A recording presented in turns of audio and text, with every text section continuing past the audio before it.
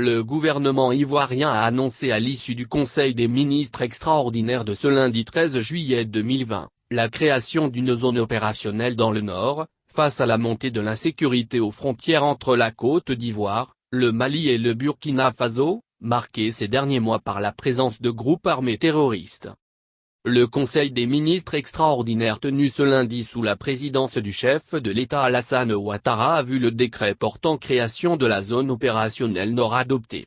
Devant l'insécurité persistante aux frontières entre la Côte d'Ivoire, le Mali et le Burkina Faso du fait de la présence de groupes armés terroristes dans ces pays voisins et suite à l'attaque du poste des forces armées de Côte d'Ivoire, FACI, de Kafolo-Bak, le 11 juin 2020. Le Conseil a autorisé la création d'une zone opérationnelle au nord de notre pays, a fait savoir le porte-parole du gouvernement Sidi Siemoko Touré.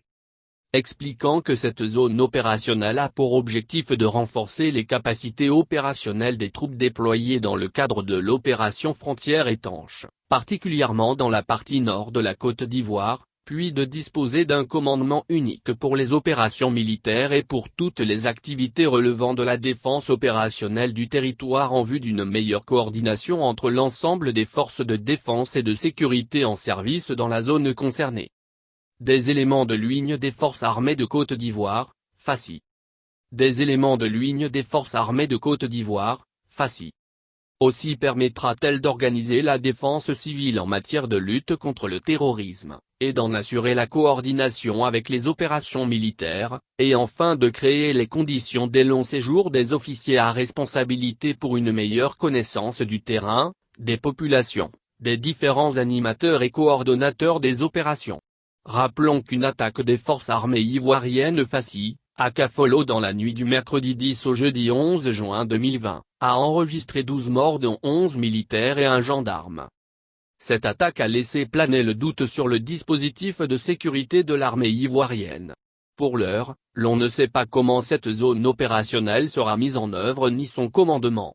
Par ailleurs, il est à noter qu'après la crise post-électorale afin de constituer un verrou contre toute menace aux frontières du pays, des bataillons de sécurisation ont été créés. Ils sont dirigés par un lieutenant-colonel ou chef d'escadron. 4 bataillons ont été créés à cet effet dont le bataillon de sécurisation du Nord-Ouest, PSENO, qui a pour mission la sécurisation de la frontière nord et ouest du pays. Son quartier général est basé à Odiéné. Le PSENO sera-t-il dissous après la création de la zone opérationnelle? Les jours suivants nous le situerons.